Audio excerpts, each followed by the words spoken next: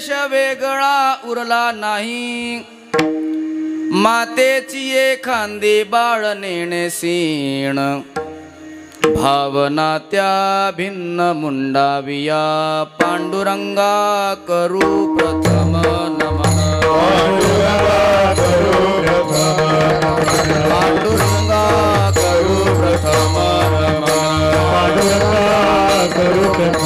नमन, दुसरे चरण संतांचिया, दुसरे चरण संतांचिया, दुसरे चरण संतांचिया, त्यांच्या कृपादाने कथेचा विस्तार, त्यांच्या कृपादाने कथेचा विस्तार, त्यांच्या कृपादाने कथेचा विस्तार, त्यांच्या कृपादाने कथेचा विस्तार, बाबाजी सद्गुरुदास तुका, बाबाजी सद्गुरुदास तुका, बाबाजी सद्गुरुदास तुका, योऽन्त प्रविश्य मम वाचमिमां प्रसुप्तां, सञ्जीवयत्य किल शक्तिधर स्वधाम्ना, अन्यांशहस्तचरणश्रवणत्वगादीन्, प्राणान्नमो भगवते पुरुषाय तुभ्यम्, अलङ्कापुरी रम्यसिंहासनस्थं, पदाम्बोजतेजस्फुरद्दिक्प्रदेशं, विधीन्द्रादिदेवैः सदा स्तूयमानं, समाधिस्थमूर्तिं भजे ज्ञानदेवं, सेवे लागी सेवक झालो, तुमच्या लागलो निज चरणा, अहो स्वामी तुकया देवा, यावरी न करावा अव्हेरू, काय माझी वाणी मानेल संतांसी, रंजवू चित्तासी आपुलिया, माझी वाणी तुझे वर्णे गुणनाम, ऐसे देई प्रेम काही कळा, जयांचे केलिया स्मरण, होय सकळ विद्यांचे अधिकरण, तेची वंदू श्री चरण श्री गुरूंचे, ते नमस्कारोनी आता विठ्ठल,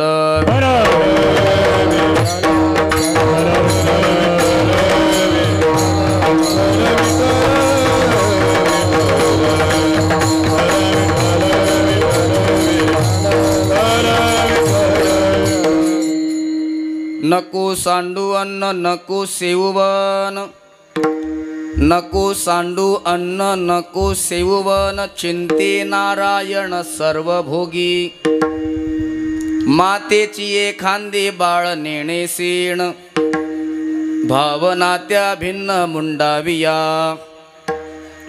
अनंत कोटी ब्रह्मांड नायक जगदाधार पंढरीदेश पांडुरंग परमात्मा, कैवल्य साम्राज्य चक्रवर्ती श्री ज्ञानोबाराय, वैराग्य राग रसिक जगदवंदनी जगद्गुरु श्री संत तुकाराम महाराज, सद्गुरु जोग महाराज आणि अखिल संत मांदियाळी यांच्या चरणारविंदी सेवा समर्पित करण्याकरता निवडलेला अभंग, विश्ववंद्य विश्वसंत विश्वभूषण विश्वोद्धारक विश्वकल्याणमूर्ती श्री जगद्गुरु तुकोबाराय यांच्या गाथ्यातील उपदेशपर या प्रकरणातील 4 चरणाचा एक चिंतनीय असा अभंग असून, या अभंगातून जगद्गुरु तुकोबाराय ज्या साधकाला भगवान परमात्म्याच्या प्राप्तीविषयी तीव्र तळमळ निर्माण झालेली आहे, अशा साधकाला अत्यंत कौशल्याने उपदेश करतात. विठ्ठल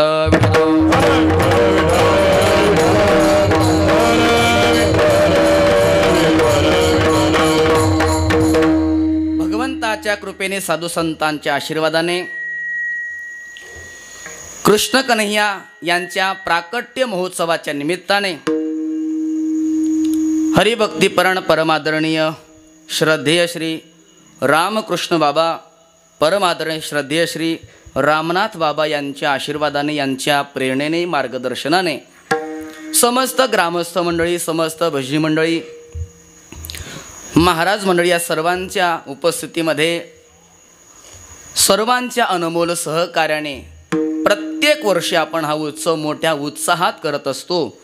याही वर्षी या उत्सवाला मोठ्या उत्साहात प्रारंभ झाला आणि आज या उत्सवातली ही 5व्या क्रमांकाची सेवा समस्त ग्रामस्थ मंडळी, समस्त भजनी मंडळी, सप्ताह समिती मंडळ या सर्वांच्या वतीने गुरुबंधू हरिभक्तीप्राण अमोलजी महाराज यांच्या संपर्कातून माझ्यासारख्या सामान्य माणसाकडे सेवा प्राप्त झाली. कार्यक्रमामध्ये उपस्थित ही सर्व गुणीजन मंडळी, ही सर्व गुणीजन मंडळी म्हणजे आपल्या वारकरी संप्रदायाचं अमोल असं रत्न आहे. मृदंगाचार्य हरिभक्तीप्राण माऊली महाराज, मृदंगाचार्य हरिभक्तीप्राण अमोलजी महाराज, गायनाचार्य हरिभक्तीप्राण भास्कर महाराज, गायनाचार्य हरिभक्तीप्राण गीते महाराज, आपल्या गावातील परिसरातील भजनी मंडळी, महाराज मंडळी, वेणीकरी महाराज, हार्मोनियम वादक महाराज, आमचे अण्णासाहेब आणि सर्व परिसरातील आलेली भाविक मंडळी, माता भगिनी या सर्वांच्या उपस्थितीमध्ये आपण अगदी वेळेमध्ये सेवा संपन्न करणार आहोत. विठ्ठल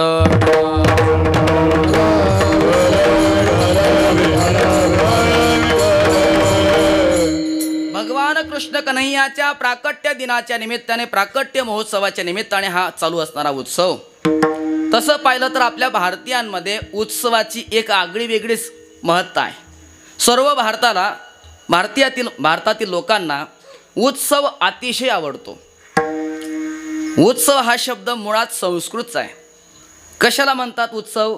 उत अधिक सव बरोबर उत्सव. उत म्हणजे वर येणे आणि सव म्हणजे आनंद. ज्या क्रियेमुळे माणसाचा आनंद वर येतो त्या क्रियेला म्हणतात उत्सव. माऊली महाराज, सध्याच्या काळामध्ये आपला आनंद एवढा खाली गेलाय, एवढा खाली गेलाय, जर फोटोग्राफर समोर उभा राहिला तर त्याला म्हणावं लागतं स्माईल प्लीज, तेव्हा आपला चेहरा चांगला येतो. म्हणजे संसाराच्या दुःखाने आपला आनंद एवढा तळागाळाला गेलाय की फोटोग्राफरला शेवटी सांगावं लागतं थोडंसं हसा, फोटो चांगला येईल. मला वाटतं आपल्या जीवनातला सर्वात वाईट दिवस तोच आहे की ज्या दिवशी फोटोग्राफरला सांगावं लागतं स्माईल प्लीज असं. कोडियेली गोवारी तैसा दिसे तोंडावरी, तैसा दिसे तोंडावरी. कोडियेली गोवारी तैसा दिसे तोंडावरी, तैसा दिसे तोंडावरी. ओढिली गोवरी तैसा दिसे तोंडावरी अशी आपली परिस्थिती आहे. पण तो आनंद वर काढण्याकरता आपण हा प्रत्येक वर्षी उत्सव साजरा करत असतो. उत्सवाने काय मिळतं? उत्सवाने ऊर्जा मिळते, आनंद मिळतो, उत्साह मिळतो, चेतना मिळते आणि त्या ऊर्जेमुळे मनुष्य यशाची उत्तुंग शिखर गाठत असतो. आणि त्या उत्सवाकरता आपण सर्व ग्रामस्थ मंडळी एकत्र येतात आणि सर्वजण एकत्र येऊन हा सुंदर अशा प्रकारे भगवंताचा प्राकट्य दिनाचा उत्सव साजरा करत असतात.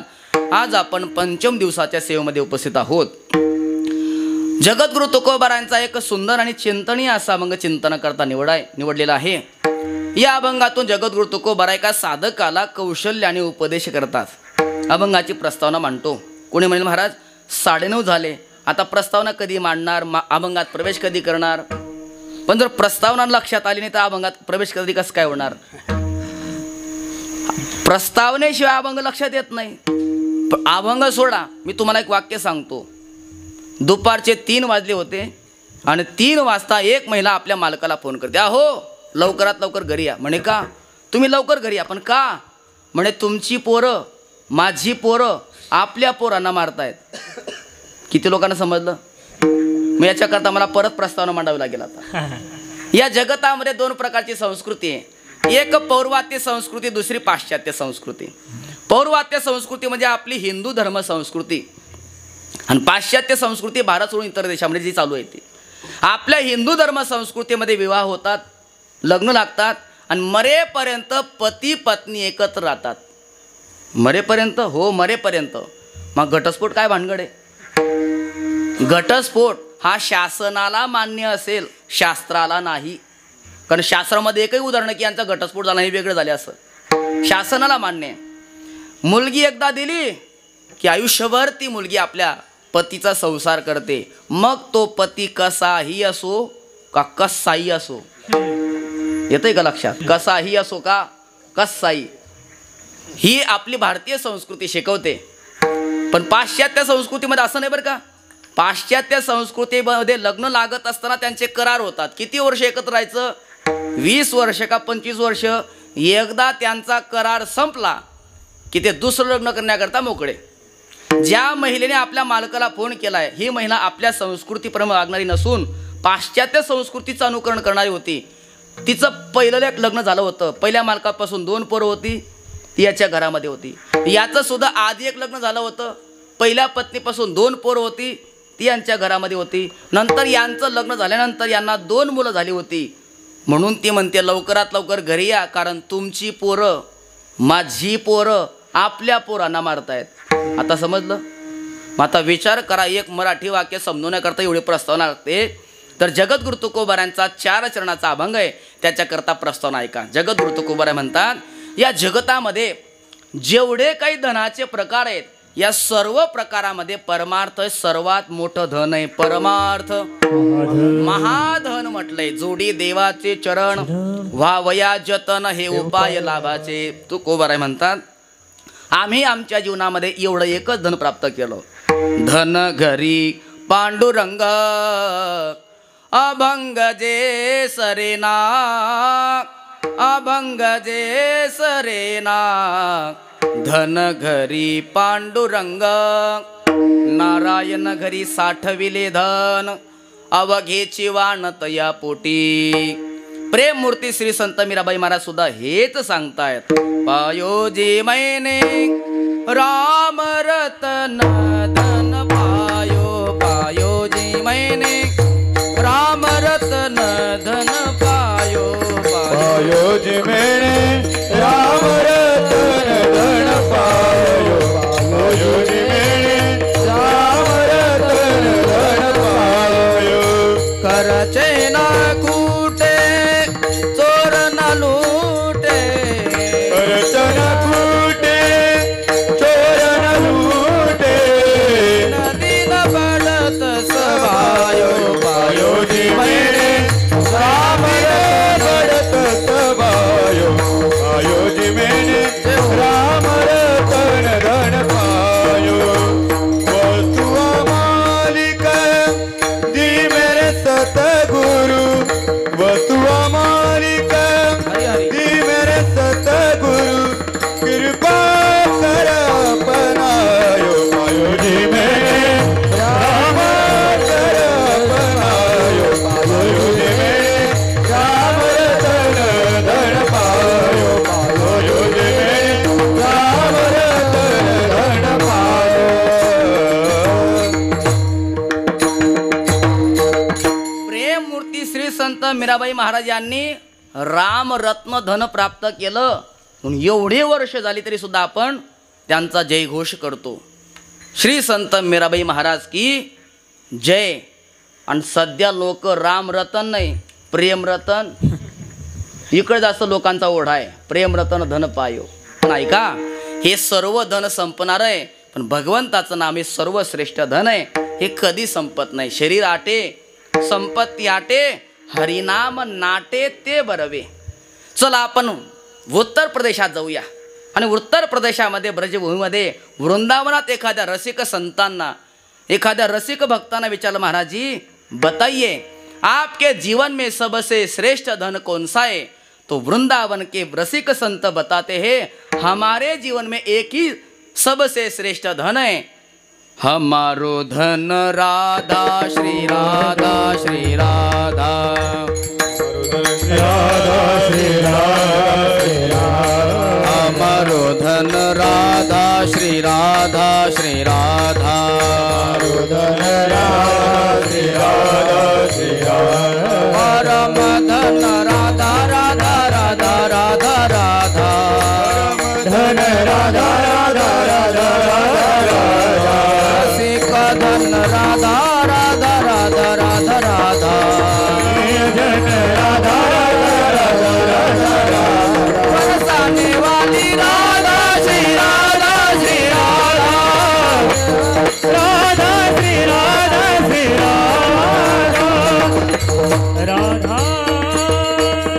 या सर्व प्रमाणांचं तात्पर्य एवढंच आहे की भगवंताचं नाम हेच सर्वश्रेष्ठ धन आहे आणि तेच धन आपण मिळवावं अशी पारमार्थिक मनुष्याची इच्छा असते. इच्छा निर्माण झाली की मनुष्य प्रयत्न करतो. प्रयत्नाच्या पाठीमागे भावना असते आणि भावनेच्या पाठीमागे ज्ञान असतं. ज्ञानाचे सुद्धा 3 प्रकार आहेत. स्वाभाविक ज्ञान, प्रासादिक ज्ञान आणि उपदेशिक ज्ञान. परत सांगतो, स्वाभाविक ज्ञान, प्रासादिक ज्ञान आणि उपदेशिक ज्ञान. आता स्वाभाविक ज्ञान कशाला म्हणतात? जन्माला आल्यावर जे माणसाला शिकवण्याची गरजच राहत नाही त्या ज्ञानाला स्वाभाविक ज्ञान असं म्हणतात. आम्हाला स्वाभाविक ज्ञान आहे कोणतं? ल्यावे खावे बरे असावे सदैव. ल्यावे खावे बरे असावे सदैव. ल्यावे खावे बरे असावे सदैव. ल्यावे खावे बरे असावे सदैव. हेचे करे हाव संसारी संसारी. हेचे करे हाव संसारी संसारी. हे करी हाव संसारी संसारी. हे करी हाव संसारी संसारी. ल्यावे खावे बरे असावे सदैव. हेची करी हाव संसारी. हेची करी हाव संसारी. ल्यावे खावे बरे असावे सदैव. हेची करी हाव संसारी. हेची करी हाव संसारी. सदैव बरे ल्यावे, सदैव बरे खावे आणि सदैव बरे असावे. हे शिकण्याकरता आपण कोणत्या कॉलेजमध्ये ॲडमिशन घेतलंय? काही आवश्यकताच नाही. जन्मतः जे माणसाला ज्ञान मिळतं त्याला म्हणतात स्वाभाविक ज्ञान. गाईच्या पोटातून नुकतंच बाहेर पडलेलं वासरू, त्याचं अंग सुकल्यानंतर त्याला कळकळून भूक लागते आणि भूक लागल्याबरोबर ते गाईच्या काशेकडे वळतं. कोणी शिकवलं त्याला? जन्मतः ते ज्ञान त्याला प्राप्त आहे. तुकोबाराय गाथ्यामध्ये एक उदाहरण सांगतायत. तुकोबाराय म्हणतात सर्पिण नावाचा एक प्राणी आहे. ही सर्पिण अंडी टाकत जाते. पोटातली अंडी संपली की परत माघारी फिरते आणि जेवढी अंडी ती टाकत गेली असते पुन्हा ती खात येते. पण तुकोबारायण असं म्हणायचंय, या जगतामध्ये अशी एक माता आहे की ती आपल्याच मुलांची शत्रू आहे आणि जगामध्ये असा एक बाप आहे की तो आपल्याच मुलांचा वैरी आहे. माय बापे जरी सर्पिण की बोका त्याचे संगे सुखा नपवे बाळ. ही सर्पिण माता आपल्याच मुलांची शत्रू आहे. माफ करा तुकोबाराय मला, तुमच्या काळामध्ये सर्पिण ही अशी एकच माता होती की ती आपल्या मुलांची शत्रू होती. पण आता एक नाही, अशा अनेक माता आहेत की त्या आपल्याच मुलांच्या शत्रू आहेत. काहींनी तर सर्पिणीचं रेकॉर्ड तोडलंय. ती सर्पिण अंडी तरी जन्माला घालते, पण काही माता अशा आहेत बाळाला जन्माला सुद्धा येऊ देत नाही. जगामध्ये येण्याच्या अगोदरच जगाचा निरोप देतात. काय गुन्हा असतो? मुलगी होणं हा गुन्हा आहे का? गर्भलिंग निदान चाचणी केली आणि मुलीचा गर्भ आहे असं कळल्याबरोबर भ्रूणहत्या करतात. सर्वात मोठं महापाप आहे ते. वाक्य ऐकायला मिळतं आपल्याला, राजे पुन्हा जन्माला या. कोणा करता? छत्रपती शिवरायांकरता हे वाक्य. अंधार होत चाललाय, प्रकाशाला दिवा पाहिजे. अधर्म वाढत चाललाय, आता जिजाऊंचा शिवा पाहिजे. मी म्हणतो छत्रपती शिवराय अवतार घेण्याकरता तयार आहेत, पण महाराजांना अवतार घेण्याच्या आधी जिजाऊ आईसाहेब नको का अवतार यायला? जगद्गुरु तुकोबाराय अवतार घेण्याकरता तयार आहेत, पण तुकोबारांना अवतार घेण्याच्या आधी कनकाई माता नको का अवतार यायला? माऊली ज्ञानोबाराय अवतार घेण्याकरता तयार आहेत, पण ज्ञानोबारांना अवतार घेण्याच्या आधी रुक्मिणी आईसाहेब नको का यायला? आणि भ्रूण हत्या करून आपण मुलींचा गर्भ जर नष्ट करू लागलो तर या माता कधी जन्माला यायच्या आणि यांच्या उदरातून संत ज्ञानी वीर भक्त कधी जन्माला यायचं? ही फार मोठी शोकांतिका. मी सांगत होतो की ती सर्पिण माघारी फिरते आणि आपली अंडी पुन्हा खात येते. चुकून अंडी टाकत असताना एखादं अंड जर चुकून बाजूला झालं तेवढं ते वाचतं, बाकी सर्व ते खाऊन टाकते. कालांतराने त्या अंड्यावरचं कवच बाजूला होतं आणि सुंदर असं सर्पिणीचं पिलू बाहेर पडतं. आणि बाहेर पडल्याबरोबर त्याला ते सर्पिणीचं पिलू लपायला जागा पाहतं. बघा तुकोबारांचं किती बारीक निरीक्षण आहे. तुकोबाराय म्हणतात, सर्पिणीच्या पोटामध्ये असताना त्या पिलाला कुणी असं शिकवलं का बाबा जन्माला आल्यानंतर लगेच लपायचं? बरं, जर तू एखाद्या माणसाला दिसला तर तो तुझं तोंड ठेसल्याशिवाय राहणार नाही. तुकोबाराचं निरीक्षण बघा. तुकोबाराय म्हणतात, पोटामध्ये कोणी सांगितले सरपाक उपजतल पाक म्हणवोनी. पोटात असताना कोणी सांगितलं का? नाही. पण त्या सर्पिणीच्या पिलाला लपण्याचं जे ज्ञान आहे याला स्वाभाविक ज्ञान असं म्हणतात. माता भगिनी आपल्या बाळाचा शृंगार करतात. पावडर लावलं, टिकली लावली की डोळ्यामध्ये काजळ लावतात. काजळ असं दिव्य असायचं महाराज. ते दिव्य काजळ लावलं की 70 वर्षापर्यंत डोळ्याला चष्मा लागत नव्हता. आता परिस्थिती अवघड आहे. पहिलीमध्ये जाणारा पोरगा त्यालाही चष्मा आहे, अशी परिस्थिती आता. ते काजळ लावण्याकरता आईने डबी उचलली की मुलाने धूम टोकावी. आईने धावत धावत त्याच्या पाठीमागे जावं, बाळ मला तुझ्या डोळ्यामध्ये काजळ भरू दे. पकडावं त्याला. आईने आपल्याला सोडावं याच्याकरता त्या बाळाने हाताला चावावं, बोच करावं, काही ना काही करून सुटण्याचा प्रयत्न करावा. मग शेवटी कंटाळा ते म्हणते, बाळू अरे मला तुझ्या डोळ्यामध्ये काजळ भरू दे, मी तुला पैसा देते. पैशाचं नाव काढल्याबरोबर धावणारं बाळ शांत बसतं. आई निवांत त्याच्या डोळ्यामध्ये काजळ भरते. काजळ भरून आता ते बाळ आई आपला पैसा दिल्याची वाट पाहतं, पण आई त्याला खरा पैसा देत नाही. मग काजळ लावून जे बोट काळं झालेलं असतं ते काळं बोट त्याचे तळ हातावर असं चिटकवते आणि सांगते, बाळू घे पैसा. म्हणजे लहानपणापासूनच आईने शिकवलं, बाळू अधूनमधून काळा पैसा घेत जा बरं. या काळा पैशामुळे अख्खा भारत देश हैराण झाले महाराज. ज्या बाळाला पैसा म्हणजे भाजी आहे का पैसा म्हणजे भाकर हे कळत नाही, पण पैशाचं नाव काढल्याबरोबर ते निवांत शांत बसतं, त्याला जे पैशाचं ज्ञान आहे याला स्वाभाविक ज्ञान असं म्हणतात. पहिला प्रकार झाला. दुसरा प्रकार आहे प्रासादिक ज्ञान. देवाच्या संतांच्या कृपा प्रसादाने जे ज्ञान माणसाला मिळतं त्याला म्हणतात प्रासादिक ज्ञान. शांतीब्रह्म नाथ महाराजांचा भावार्थ रामायण ग्रंथ लिहिणं चालू होतं. नाथ महाराज ग्रंथ सांगत होते, श्रोते ऐकायचे. षष्ठी तिथी समोर आली. नाथ महाराज म्हटले, मी अवतार कार्य संपवणार. श्रोते म्हणा लागले, महाराज मग उर्वरित रामायण आम्हाला कोण सांगणार? नाथ महाराज म्हटले, मी तुम्हाला वक्ता देतो ना. म्हणे कोण? म्हणे आपला गावबा. लोक म्हटले, घ्या. ज्या गावबाला पूर्णाच्या पोळीशिवाय दुसरं काहीच माहिती नाही आणि तो गावबा काय मला रामायण सांगणार आहे? तर नाथ महाराजांनी त्यांना आसनावर बसवलं गावबाला आणि कृपादृष्टीने पाहिल्याबरोबर त्याला ज्ञान प्राप्त झालं आणि तिथून पुढचं रामायण गावबाने पूर्ण केलंय. नाथरांचं कुठे संपलं आणि कुठून गावबाने पूर्ण केलंय हे सुद्धा लक्षात येत नाही. एवढं ज्ञान त्या गावबाला नाथरांच्या कृपा प्रसादाने प्राप्त झालं. त्याला म्हणतात प्रासादिक ज्ञान. दोन झाले. पहिलं वा स्वाभाविक ज्ञान. मला सवय विचारण्याची. एका गावाला असं विचारत होतो, सांगा सांगा सांगा, बोला बोला. तर ते लोक मला तुम्हाला कशा करता आणलंय? मला बोलण्याकरताच आणलंय, पण तरी सुद्धा अधूनमधून प्रश्नाची उत्तरं दिली गेली पाहिजे. तर ऐका, पहिलं ज्ञान आहे स्वाभाविक ज्ञान, दुसरा झाला प्रासादिक ज्ञान आणि तिसरा प्रकार आहे उपदेशिक ज्ञान.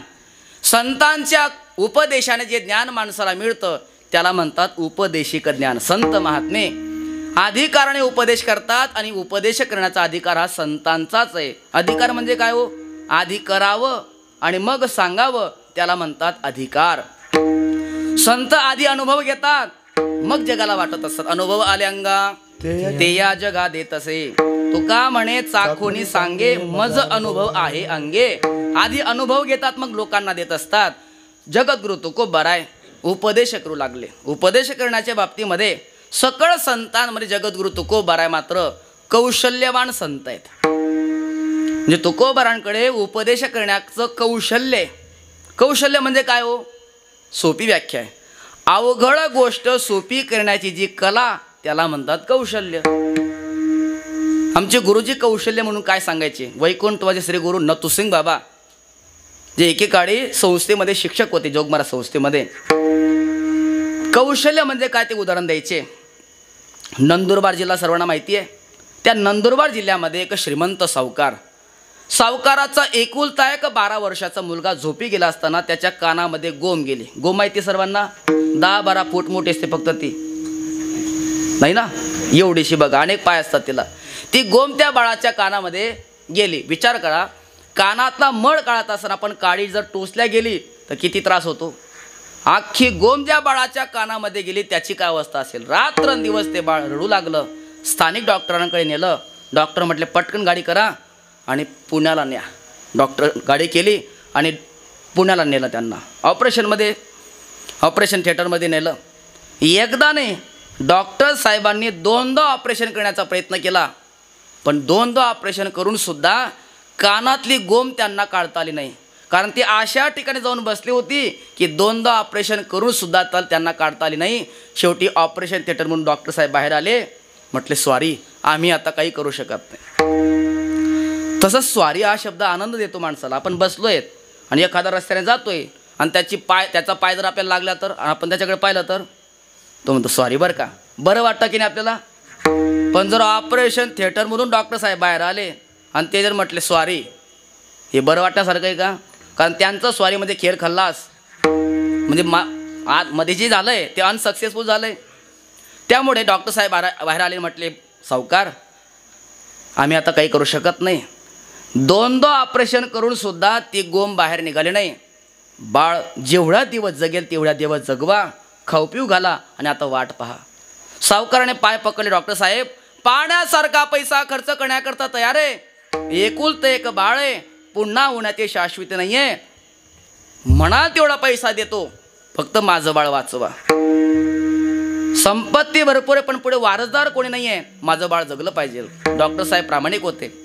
अहो म्हटले आम्हाला का पैसे नकोय का, पण 2दा ऑपरेशन करून सुद्धा जर ती गोम निघत नाही आहे तर आम्ही काय करू शकतो, घेऊन जा बाळाला. सावकार हताश झाले. निराश होऊन गावामध्ये आणलंय. गावामध्ये वाऱ्यासारखी बातमी पसरली. प्रत्येक जण त्या बाळाला पाहण्याकरता येतोय, तर प्रत्येकाच्या डोळ्याला अश्रू आल्याशिवाय राहत नाही. 12 वर्षाचं बाळ, कानामध्ये गोम गेली. 8 दिवसापासून रात्रंदिवस ओक्साबोक्सी खूप प्रमाणामध्ये रडतंय.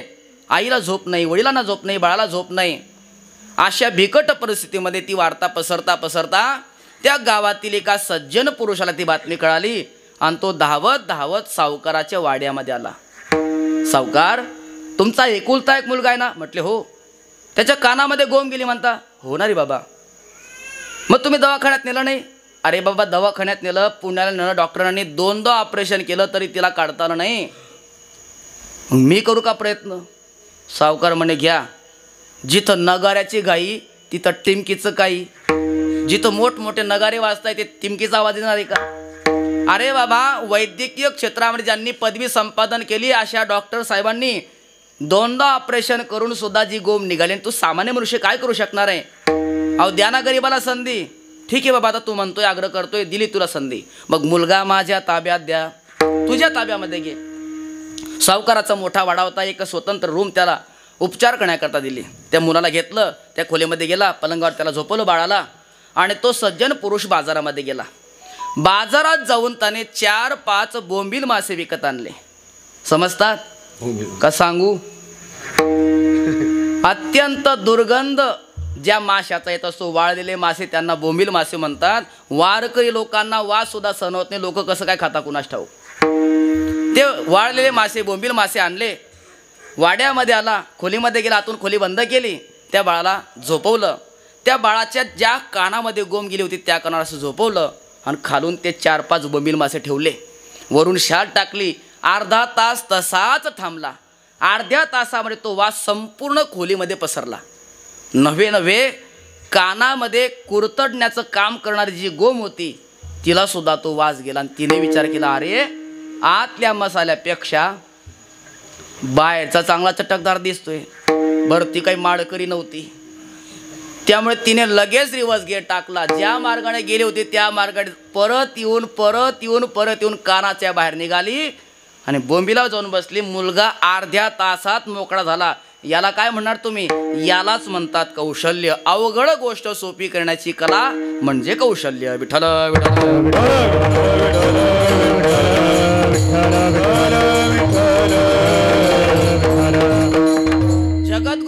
तुकोबाराय सुद्धा उपदेश करत असताना याच कौशल्याचा उपयोग करतात, वापर करतात. काही साधक तुकोबारांकडे गेले, म्हटले महाराज आम्हाला ब्रह्मरस सेवन करायचं आहे, पण शास्त्राकडे जर आम्ही गेलो तर शास्त्र सांगतं ब्रह्मरसाची प्राप्ती करणं फार अवघड आहे, खूप कष्टप्रद साधना करावी लागते, तेव्हा माणसाला ब्रह्मरस सेवन करता मिळत असतो. तुकोबाराय म्हणतात काही चिंता करू नका, तुम्हाला ब्रह्मरस सेवन करायचं आहे ना, मग काळी दोनच्या स्वरामध्ये पखवाज लावा, त्याच स्वरामध्ये वीणा लावा, हातामध्ये टाळ घ्या आणि भगवंताच्या नामाचा जय लवणी मृदंग वा श्रुती काळ घोष हे लवणी मृदंग हो लवणी मृदंग श्रुती काळ घोष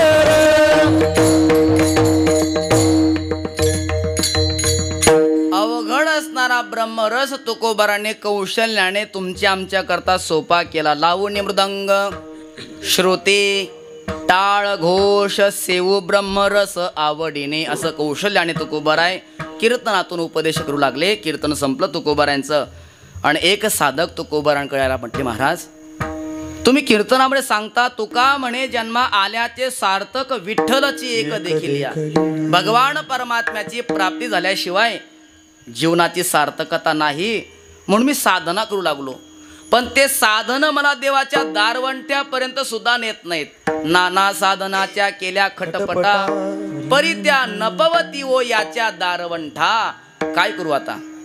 तुम्ही सांगता देव भेटल्याशिवाय सार्थकता नाही आणि इकडे साधना करू गेलो तर ते साधन मला देवापर्यंत नेत नाहीत. मी आता थकलोय, शिणलोय, भागलोय, आता मी काय करू? असं करू का मी अन्न पाण्याचा कायमचा त्याग करतो, मगच मला देव भेट देईल का? नाहीतर असं करतो घरादाराचा, पत्नी मुलांचा, सगळे सोयऱ्यांचा, सर्वांचा त्याग करतो आणि वनामध्ये निघून जातो, मग मला देव भेट देईल का? तुकोबाराय स्मित हास्य करतात. बाबा अरे देवाच्या प्राप्ती करता अन्नाचा त्याग करायची गरज नाही आणि घरदार सोडून वनात जायची गरज नाही. तू हे करू नकोस. मग महाराज मी काय करू? तोच उपदेश तुकोबाराय करतायत अभंगाचे. नको सांडू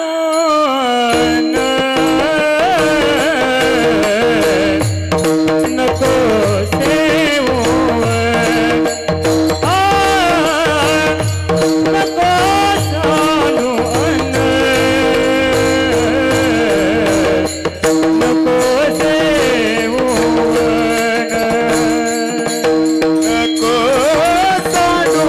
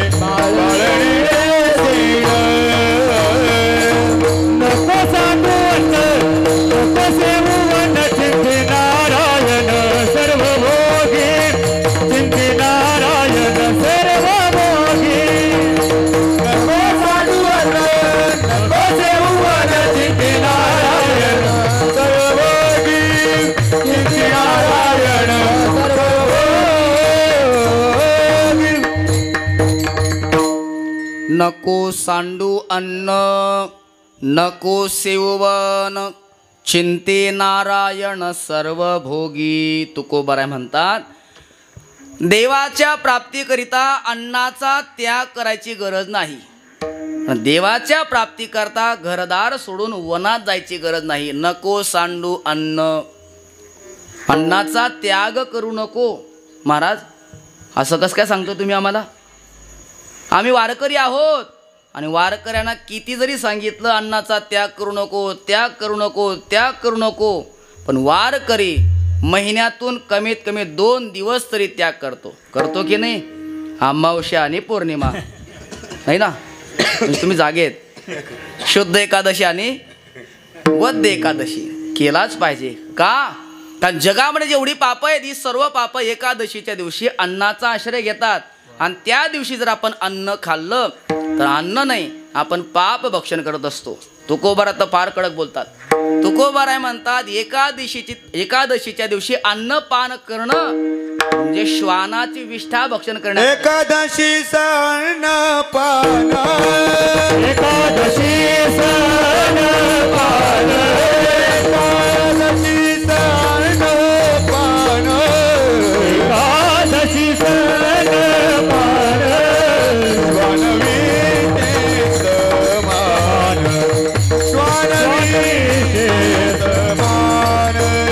श्वानवीचे समान, श्वानवीचे समान. एकादशीस अन्नपान जे नर करीती भोजन श्वान विष्ठे समान अधम जनती एक. असं तुकोबाराय सांगतात. एकादशी आपल्या वैष्णवांचं महाव्रत आहे, उपवास आहे. उपवास कशाला म्हणतात? उप म्हणजे जवळ आणि वास म्हणजे वास्तव्य.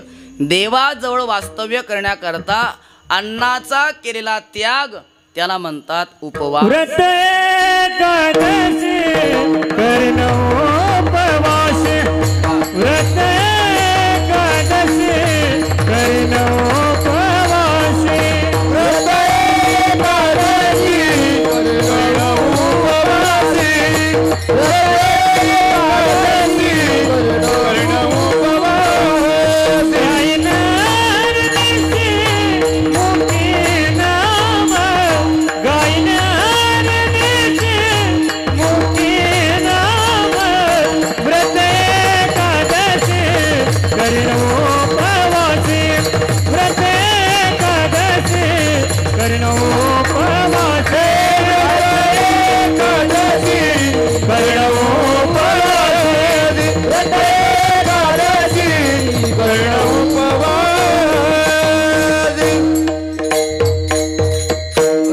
एकादशी करीन उपवासी. महाराज म्हणतात मी एकादशी व्रत करीन, तुम्ही सुद्धा करा एकादशी व्रत. एकादशी व्रत सोमवार न करीती कोण त्याची गती होईल नेनो. असे सांगणारे तुकोबाराय. पण आज तुकोबाराय म्हणतात नको सांडू अन्न. याचा अर्थ तुकोबाराय एकादशी करू नका असं सांगत नाही बरं का. तो साधक आहे तो म्हणतोय देवाच्या प्राप्ती करण्याकरता मी कायमचा अन्नाचा त्याग करू का? तुकोबाराय त्या साधकाला म्हणतात बाबा व्रत असेल त्या दिवशी अन्नाचा त्याग करावा, इतर दिवशी अन्नाचा त्याग करू नको. का? हे जे शरीर आहे, शरीरामध्ये प्राण जर नसेल तर शरीराला काही किंमत नाही, परमार्थ होऊ शकत नाही. आणि तो प्राण आपला अन्नमय आहे. शरीरात जोपर्यंत अन्न आहे तोपर्यंतच प्राण टिकू नये. शरीरातलं अन्न संपलं की प्राणोत्क्रमण होतं. हे शरीर चालण्याकरता अन्नाची गरज आहे. म्हणून सुखे खावे अन्न त्याचे करावे चिंतन. एकादशी आली, सोमवार आला, व्रत आले तर अन्नाचा त्याग करावा आणि इतर दिवशी अन्नाचा स्वीकार करावा. दक्षिण आपले काशी क्षेत्रामध्ये एक विद्वान त्यांच्या स्वप्नावर दृष्टांत झाला की तुमच्या परमार्थाची इति कर्तव्यता दक्षिण काशी म्हणून प्रसिद्ध असे श्री क्षेत्र पैठण निवासी शांतीब्रह्मनाथ महाराजांच्या दर्शनाने आहे. म्हणून तो काशीवरून पैठण क्षेत्रामध्ये आला. पण विद्वान होता, भावनिक नव्हता, तो चिकित्सक होता. त्याने विचार केला की नाथरायांचं घर कोणतं आहे आपण स्वतः विचारायचं नाही. मग त्याने एक प्रश्न तयार केला. तो प्रत्येक घरासमोर जायचा, दारासमोर जायचा आणि विचारायचा, बोलो ज्ञान का म्यान क्या है. आपण तलवार ठेवतो त्याला काय म्हणतात ते म्यान. तसं ज्ञान का म्यान क्या है. कोणी म्हणायचं अंतःकरण, कोणी म्हणायचं वैराग्य, कोणी म्हणायचं बुद्धी. त्याला काही पटायचं नाही. फिरता फिरता दुपारी 12 वाजता नाथरायांच्या दारासमोर आला. नाथरायांचे सेवक विचारू लागले, तुम्हाला काय पाहिजे, कोणती भिक्षा हवी तुम्हाला. मला भिक्षा नको, मला उत्तर पाहिजे. म्हणे काय तुमचा प्रश्न. माझा प्रश्न आहे ज्ञान का म्यान क्या है. तो सेवक नाथरायांकडे गेला. नाथ महाराज चिंतन करत होते. म्हणे महाराज आजचा भिक्षुक काही वेगळा दिसतोय.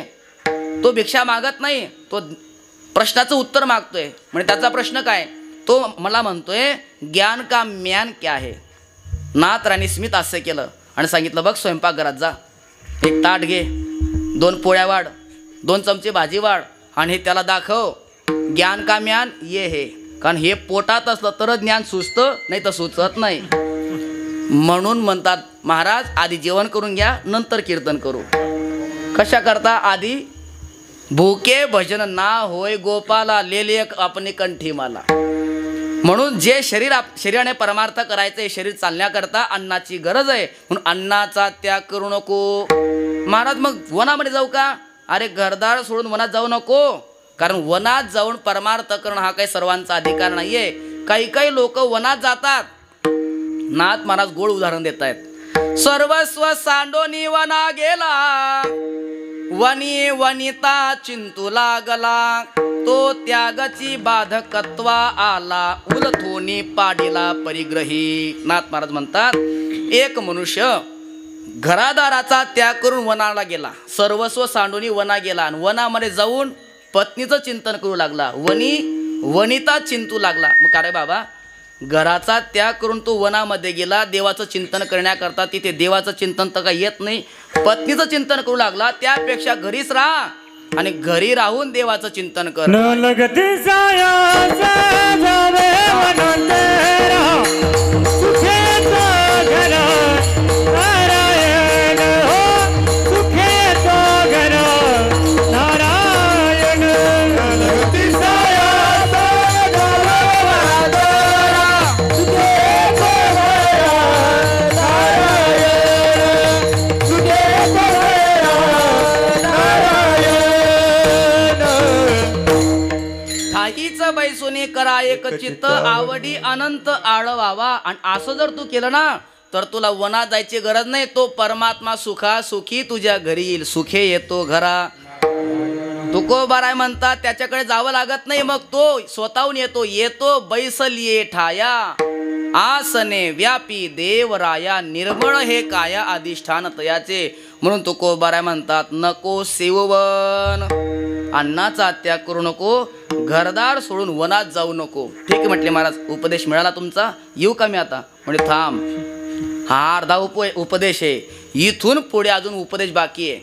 नुसता संतांनी एवढाच उपदेश केला असता, अन्नाचा त्याग करू नका आणि घरदार सोडून वनात जाऊ नका, तर हा भोगवाद ठरला असता, संत भोगवादी ठरले असते. पण पुढचं ऐकणं महत्वाचं आहे. काही काही लोक अर्ध ऐकतात आणि तेवढंच घेऊन फिरतात. हरिपाठ चालू होता, एक जण रस्त्याने जात होता, हरिपाठामध्ये चालू होतं हरि उच्चारणी अनंत पापनाशे. एवढंच ऐकलं आणि गेला निघून पुढे. काय होईल. आयुष्यात कधी हरी म्हणणार नाही का. तो म्हणेल हरी उच्चारणी अनंत पापराशी. केवढा अनर्थ होतो. त्याच्याकरता पुढचं ऐकणं महत्वाचं आहे. जातील लयासी क्षण मात्रे. म्हणून तुकोबाराय म्हणतात एवढंच ऐकू नको, पुढचं ऐक. अन्नाचा त्याग करू नको, घरदार सोडून वनात जाऊ नको, हे करू नको. मग काय कर. तुकोबाराय म्हणतात चिंते नारायण सर्वभोगी. तुझ्या वाट्याला आली सर्व कर्म करत असताना भगवंताचं नामचिंतन कर. महाराज सर्वभोगी म्हणजे काय हो. मी डोळ्याने पाहतोय, हा माझा डोळ्याचा भोग आहे. कानाने ऐकतोय, कानाचा भोग आहे. जिभेने स्वाद घेतो, जिभेचा भोग आहे. ज्या ज्या इंद्रियांच्या क्रिया असतात त्या भोगात्मक असतात. आपल्या वाट्याला आली कर्म करत असताना देवाचं नामचिंतन करावं. चिंते नारायण सर्वभोगी. नाथ महाराज हरिपाठात म्हणतात ना, हरी बोला देता घेता, हसता खेळता, उठता बैसता, भांडता कांडता, सर्व कार्य करिता हरी बोला. जे कार्य तुमच्या वाट्याला आले ते सर्व कार्य करताना हरी बोला. वृंदावनातलं एक प्रसिद्ध भजन आहे. तुम्ही कोणत्याही देशात असा, तुम्ही कोणत्याही वेशात असा, धोतर असू द्या नाही तर पॅन्ट शर्ट असू द्या, कोणत्याही देशात असा, कोणत्याही वेशात असा, कोणत्याही परिस्थितीमध्ये असा, पण भगवंताचं नामचिंतन जरूर करा. जिस देश में जिस वेश में परिवेश में रहो, राधा रमन राधा रमन राधा रमन कहो. जिस संग में जिस ढंग में जिस रंग में रहो, राधा रमन राधा रमन राधा रमन कहो. जिस योग में जिस भोग में जिस रोग में रहो, राधा रमन राधा रमन राधा रमन कहो. जिस देश में जिस वेश में परिवेश में रहो, राधा रमन राधा रमन राधा रमन कहो, राधा रमन कहो. ज्या परिस्थितीत ठेवलं देवाने त्या परिस्थितीत राहावं, ज्या देशात ठेवलं त्या देशात राहावं, ज्या वेशात ठेवलं त्या वेशात राहावं आणि भगवंताचं नामचिंतन करावं. चिंते नारायण सर्वभोगी. महाराज नारायणाचं का चिंतन करायचं? भगवंताची तर हजारो नाव आहेत ना, भगवंताची हजारो नाव आहेत आणि प्रत्येक नावाचा विशेष वेगळा वेगळा आहे. आपल्या वारकरी संप्रदायाचा महामंत्र आहे राम कृष्ण हरी. राम नामामध्ये दोष नष्ट करण्याची ताकद आहे, कृष्ण नामामध्ये प्रेम वाढवण्याची ताकद आहे, प्रेम वृद्धी करण्याची ताकद आहे, आणि हरिनामामध्ये आपण केलेली पाप नष्ट करण्याची ताकद आहे. शास्त्रकार म्हणतात हरीर हरती पापानी दुष्ट चित्तैरपि स्मृतः. आपलं चित्त चांगलं आहे मग आपण नामचिंतन करू लागलो, मग आपलं पाप नष्ट होईल. नाही नाही, आपलं चित्त जसं असेल तसं दुष्ट चित्ताय नामचिंतन केलं तरी भगवान परमात्मा सर्व पाप हरण करतात. हरीर हरती पापानी हा आपला वारकरी संप्रदायाचा महामंत्राचा महिमा आहे. अजून काही मंत्र आहेत सांगतो तुम्हाला, कारण सध्या लोकांचं लक्ष फायद्याकडे जास्त आहे. एखादा बाबा जर फायदा सांगत असेल कथेमधून कीर्तनातून तर एवढी गर्दी होते, एवढी गर्दी होते की एकेका दिवसाला 11 लाख लोक येतात. कशाला? कथा ऐकायला नाही, फायदा ऐकायला. मग तुम्हाला फायदा सांगतो ते सुद्धा सप्रमाण सांगतो. एखादा मनुष्य खूप आजारी असेल, खूप दवाखाने फिरला असेल, पाण्यासारखा पैसा खर्च केला असेल, पण तरी त्याचा रोग जात नसेल, व्याधी बरी होत नसेल, तर पद्मपुराणामध्ये एक उपाय आलेला आहे. भगवंताचे 3 नाम आहेत. अच्युताय नमः, अनंताय नमः, गोविंदाय नमः. अच्युत, अनंत आणि गोविंद. औषधी घेत असताना या 3 नामाचा उच्चार जर केला तर शास्त्रकार म्हणतात तुमचे सर्व रोग नष्ट होतील. याला पुरावा काय? श्लोक सांगतो. अच्युतानंत गोविंद नामोच्चारण भेषजात नश्यन्ति सकला रोगा सत्यम सत्यम वदाम्यहम. शास्त्रकार म्हणतात आम्ही खरं खरं सांगतो तुमचे सर्व रोग नष्ट होतील. फक्त औषधी घेत असताना भगवंताच्या 3 नामाचा उच्चार करावा. अच्युताय नमः, अनंताय नमः, गोविंदाय नमः. दुसरा उपाय, आपण एखादा उद्योगधंदा करतो, व्यापार करतो, शेती करतो, पण एवढं करून सुद्धा जर आपल्याला आपल्या पदरामध्ये अपयशच पडत असेल, कोणत्याच व्यवसायामध्ये आपण सफल होत नसू, मग कधी कधी आपल्याला चिंता निर्माण होते. आपण विचार करतो आपले का ग्रहमान फिरले की काय कोणास ठाऊक. मग ब्राह्मण देवताकडे जातो. का हो दादा जरा माझी कुंडली पहा बरं, माझे ग्रहमान फिरले की काय. मग ब्राह्मण देवता आपली कुंडली पाहतात. अरे तुझा शनी वक्र आहे, तुझा राहू वक्र आहे, केतू वक्र आहे, मंगळ वक्र आहे. तर ऐका त्याने काय उपाय करावा. भगवंताच्या गोविंद या नामाचा उच्चार करावा. सतत गोविंद गोविंद गोविंद नामाचा उच्चार केला तर 2-4 ग्रह नाही 9च्या 9 ग्रह जरी प्रतिकूल असले तर ते गोविंद नामाच्या उच्चाराने सर्वच्या सर्व ग्रह अनुकूल होतात आणि ज्या क्षेत्रामध्ये तो असफल होत होता त्या क्षेत्रामध्ये तो सफल होऊ लागतो. हा गोविंद नामाचा फायदा आहे. एकादश स्थाने तो गोविंद किम करिष्यती नवग्रह. त्याला नवग्रह काय करू शकतात? ज्याच्या अंतःकरणामध्ये गोविंद नामाचं चिंतन आहे. इथे तो कोबार आहे नारायणाचं चिंतन करायला सांगतात. का सांगतात तर ऐका, प्रत्येकाच्या जीवनामध्ये प्रवास आहे. कोणाच्या जीवनामध्ये जास्त प्रवास आहे, कोणाच्या जीवनामध्ये कमी प्रवास आहे, पण प्रवास प्रत्येकाच्या जीवनामध्ये. आणि आज रस्त्यावर एवढी वाहनं धावतायत की सकाळी गेलेला मनुष्य 100% गॅरंटीने घरी परत येईल याची शाश्वती दिली जात नाही. कितीतरी अपघात होत आहेत. पण म्हणून नारायणाचं चिंतन करावं. कधी प्रवासाला निघत असताना पेशवी उचलली की आसनावर जाऊन बसेपर्यंत, सीटवर जाऊन बसेपर्यंत नारायण हरी नारायण हरी नारायण हरी या मंत्राचा उच्चार करत करत प्रवासाला सुरुवात करा. प्रवासात अडथळा येत नाही आणि जरी आला तर भगवंताच्या कृपेने तो दूर होतो. ज्ञानोबा म्हणतात तुम्ही प्रवासाला निघाले आणि आज तुमच्यावर काळ कोपलाय, पण तुम्ही जर नारायण हरी या मंत्राचा उच्चार करून प्रवासाला प्रारंभ केला तर आज तुमच्यावर काळाचं सुद्धा काही चालत नाही. नारायण हरी उच्चार नामाचा तेथे कळी काळाचा रिग नाही. म्हणून तुकोबाराय म्हणतात चिंते नारायण सर्वभोगी. जन्मापासून मरेपर्यंत संपूर्ण आयुष्य हा सुद्धा एक आपला प्रवास आहे. आणि या प्रवासामध्ये जो नामचिंतन करतो त्याच्या जीवनामध्ये कधी दुःख प्राप्त होत नाही. कसं प्राप्त होत नाही?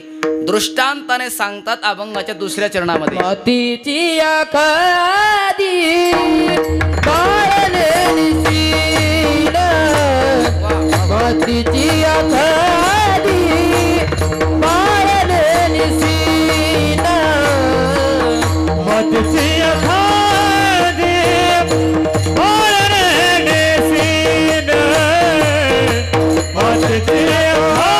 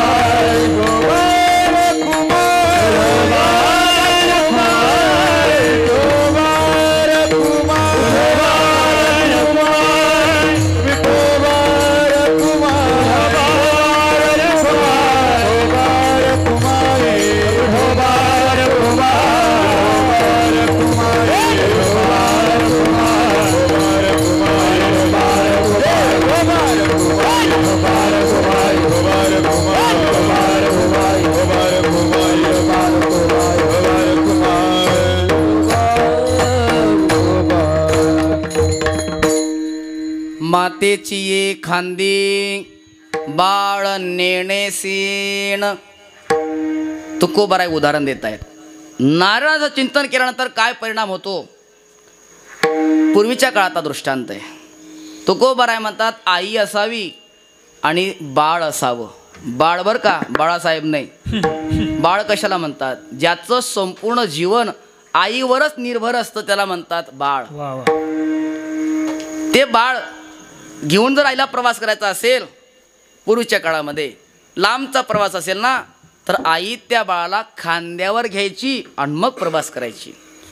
मे महिन्यामध्ये भर दुपारी प्रवास केला 5 किलोमीटर 10 किलोमीटर, तर मला सांगा पाय कोणाचे दुखतील, आईचे का बाळाचे? आईचे. काटे मोडले तरी कोणाच्या पायाला? आईच्या पायाला. फोडं आले तरी आईच्या पायाला. परंतु जे बाळ आईच्या खांद्यावर बसलंय, तुकोबाराय म्हणतात त्या बाळाला प्रवासाचा शीण सुद्धा प्राप्त होत नाही. मातेची एक खांदी बाळ नेणेसीण. शीण सुद्धा त्याला माहिती नसतो. फक्त त्याची एक जबाबदारी असते. कोणती? आईला घट्ट पकडून ठेवणं. कारण त्याने जर का सोडलं मग चटके बसल्याशिवाय राहणार नाही. तसं भगवान पांडुरंग परमात्मा आपली आई आहे आणि आपण सर्वजण त्या परमात्म्याची लेकरं आहोत. आपण जर परमात्म्याचं चिंतन केलं तर परमात्मा काय करतो? आलिया आघात निवाराया घात आघात निवारी छाया पितांबरे करी. आपली सर्व आघात निवारण करत असतो. पण मग आपलं काय कर्तव्य? तो परमात्मा माझा आहे आणि मी परमात्म्याचा आहे. सुरुवातीला अवस्था असते तस्यैवाहम, मी त्या परमात्म्याचा आहे. आणि नंतर भक्तीमध्ये एकरूप होऊ लागलो की मग त्वमेवाहम, मी तो पण जाऊ दे दुरी, एकची घोंगडी पांघरू हरी. परमात्मा कोणी वेगळा आहे आणि मी कोणी वेगळा आहे, परमात्मा भिन्न आहे आणि मी भिन्न आहे, अशी भिन्न भावना जर निर्माण झाली तर तुकोबाराय म्हणतात त्याचं मुंडन करा. मुंडन करा म्हणजे नाश करून टाका. भावना त्या भिन्न मुंडाविया. पण तो साधक पुन्हा प्रश्न करू लागला, महाराज तुम्ही पहिल्या चरणामध्ये काय सांगितलं? चिंते नारायण सर्व भोगी. म्हणजे आम्ही भोगामध्ये गुंतायचं का? तुकोबाराय म्हणतात भोगात गुंतू नका. मग त्याग करायचा का? महाराज म्हणतात त्यागही करू नका. मग नेमकं काय करू आम्ही? अभंगाचं 3रं चरण. नको गुंपो बेभोगी, नको गुंपो भोगी,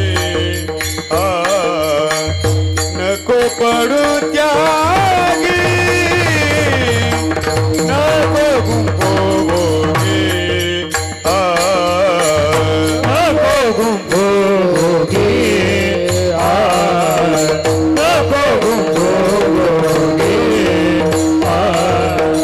नको पडू त्यागी, नको गुंपो भोगी,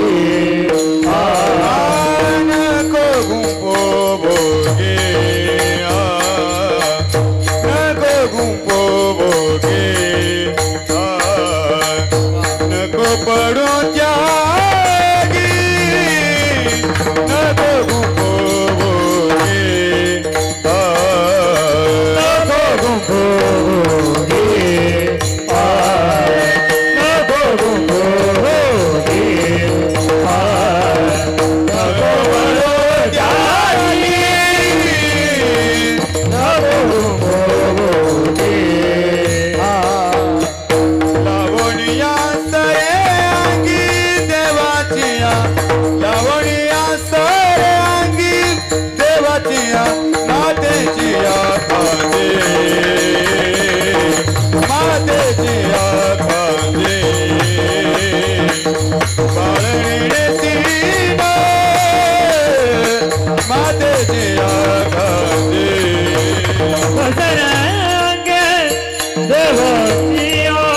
लावणीया सरे अंगी देवाचिया, मातेचिया खांदे, मातेचिया खांदे, बाळणे सीन, मातेचिया खांदे, मातेचिया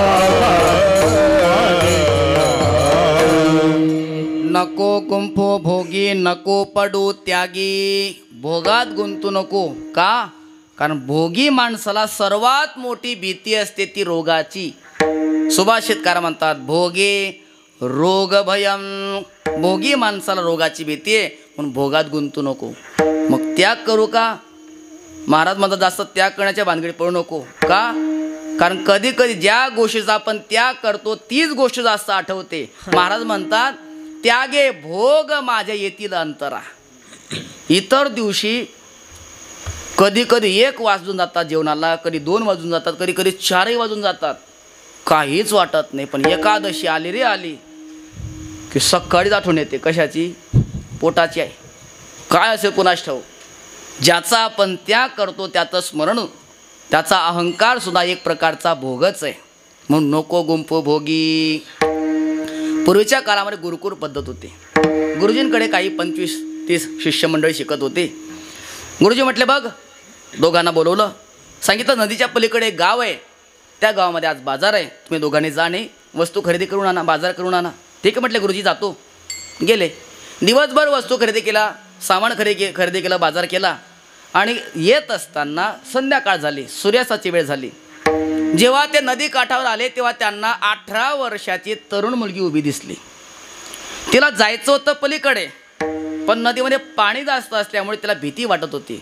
म्हणून कोणी एखादा पुरुष येईल, त्याचा आधार घेईन, हाताला पकडणार आणि त्याच्या आधार नदी पार करून माझ्या गावी निघून जाणार. म्हणून एखाद्या पुरुषाचा ते आधार घेण्याकरता वाट पाहत होते. तेवढ्या ते दोघं शिष्य आले. दोघांना पाहिल्याबरोबर त्या मुलीला आनंद वाटला. जवळ गेली, हात जोडला, बंधूंनो एवढी नदी पार करण्याकरता आपण मला मदत कराल का? तिचं वाक्य ऐकल्याबरोबर त्या 2 पैकी जो पहिला होता ना, त्याने लगेच कानामध्ये बोटं घातले. का? कारण गुरुजींनी आश्रमात आल्यानंतर पहिल्या दिवशी सांगितलं होता नियम, एकांती लोकांती स्त्रियांशी भाषण, प्राण गेला जाणं करू नये. त्यामुळे कानामध्ये बोटं घातली आणि पलीकडच्या काठाला गेला, निघून गेला.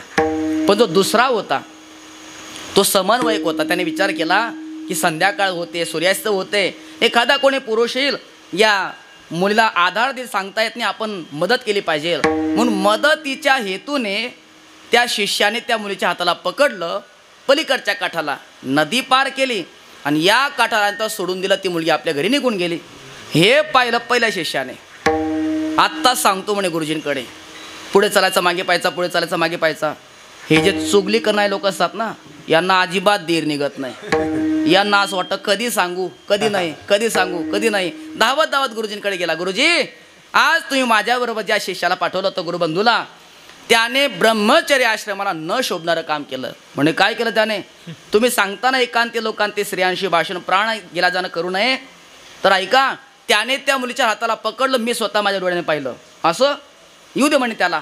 हा आला, याने बाजार बाजूला ठेवला, गुरुजींच्या दर्शनाकरता गेला. गुरुजी, आलो बाजार करून. आणि बघ, तुझी वळकटी, तुझी बॅग, तुझी पेटी उचल आणि लवकरात लवकर घरी निघून जा. म्हणे का बरं? म्हणजे तुझा गुरुबंधू काय सांगतो, तू त्या मुलीचा हात पकडलास, अरे बोलणं सुद्धा गुन्हा आहे आणि तू थेट हात पकडलास, आता आश्रमात राहायचं नाही. म्हणे गुरुजी, मी त्या मुलीच्या हाताला पकडलं, हा जर माझा गुन्हा असेल तर माझ्यापेक्षा मोठा गुन्हेगार हा तुमचा पट्ट शिष्य आहे, ज्याने माझी चुगली तुमच्याकडे केली. म्हणे कसं काय? म्हणे मी केवळ मदतीच्या हेतूने पलीकडच्या काठाला त्या मुलीच्या हाताला पकडलं, नदी पार केली आणि या काठा आल्यानंतर सोडूनही दिलं. पण या तुमच्या शिष्याने जे डोक्यात पकडलं तो आश्रमात घेऊन आला. मग खरं सांगा, मोठा गुन्हेगार कोण आहे? मदत करणारा का नेहमी डोक्यात ठेवणारा? ज्या गोष्टीचा आपण त्याग करतो त्याचं स्मरण किंवा अहंकार सुद्धा एक प्रकारचा भोगच आहे. तुकोबाराय म्हणतात, नको गुंपू भोगी, नको पडू त्यागी. मला असं काय सांगताय तुम्ही? एक तरी सांगा, एक तर भोगात गुंतू बाबा, नाही तर त्याग कर. असं म्हणता तुम्ही, भोगातही गुंतू नको आणि त्यागही करू नको. मग मी राहायचं कसं? तर नाथ महाराज सांगतात कसं राहावं. भोगावे ना त्यागावे, मध्यभागी विभागावे. आता हे मध्यभागी कसं काय विभागायचं? त्याच्याकरता गोस्वामी तुलसीदासजी एक उदाहरण देत आहेत. तुलसी संगत श्वान की, दो पाठी का दुख, खीजे काटे पावको, रिजे चाटे मुख. कुत्रा जर पाळला आणि त्या कुत्रा जर आपण जास्त जीव लावला तर ते लाळात येतं आणि जास्त लाडात आलं की ते जो लाड करतो त्याच्या तोंडाला चाटतं. आता कुत्र्याने तोंडाला चाटणं चांगलं आहे का? त्याला राग आला आणि त्याने मोठी काठी घेतली जोरात मारली. मारल्याबरोबर त्या कुत्र्याने पायाला चावलं. मग शहाण्या माणसाने काय करावं? ते कुत्र तोंडाला चाटेल एवढं लाड करू नये आणि पायाला चावेल एवढं जोरात मारू नये. भोगावे नात्या गावे मध्यभागी विभागावे. नको गुंपू भोगी नको पडू त्यागी. मग काय करायचं महाराज? लावणी सरे अंगी देवाची या. तुझ्या वाट्याला आली जी कर्म आहेत ती कर्म संपली की देवाच्या वाट्याला लाव, देवाच्या अंगी लाव, ते संपून जातील. आपण जर एखादी वस्तू शेतकऱ्याकडून दुसऱ्याकडून घेतली काही कामानिमित्ताने, ते काम जर झालं तर मुला सांगतो जा रे त्याच्याकडे लावून ये बरं का. तसं आपलं काम झालं का एवढंच म्हणावं, देवा पांडुरंगार्पणम कृष्णार्पणम ब्रह्मार्पणम. महाराज आम्हाला संस्कृत येत नाही ना, मराठी बोला, देवाला मराठी पण समजते. देवा हे तुला अर्पण बरं का बाबा. का? कारण जे आपण देवाला अर्पण करतो ते संपत. लावणी सरी अंगी देवाची या. कसं काय संपत? खरोखर देवापर्यंत पोचतं का ते? हो 100%. फक्त आपली समर्पण करण्याची वृत्ती भावना ती शुद्ध असली पाहिजे. पंढरपुरामध्ये घडलेला दृष्टांत सांगतो, एकदा भजन करा. विठ्ठल